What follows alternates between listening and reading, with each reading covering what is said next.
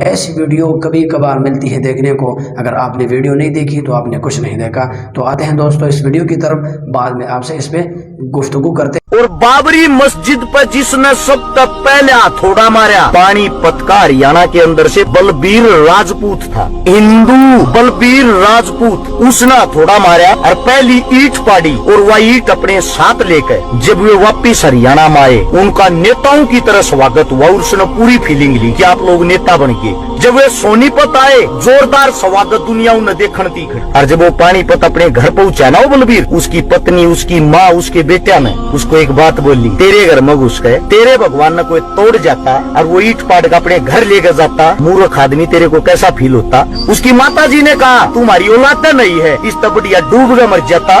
وہ بلبیر اس کے دل میں یا بات بیٹھ گئی، تنے کسی کے دھرم کو ٹھیس پہنچائی ہے اور تیرے کارن ہزاروں ہندو مسلم کٹ کر مر گئے۔ پورے 6 مہینے بعد اس بلبیر نے قسم کھا لی، جب تک 100 مسجد نہیں بنا لوں گا میں اپنے آپ کو معاف نہیں کروں گا۔ پورے 6 مہینے بعد مورخ آدمی تیرے کو کیسا فیل ہوتا؟ اس کی ماتا جی نے کہا تمہاری اولاد نہیں ہے، اس تبڑیا ڈوب کر مر جاتا۔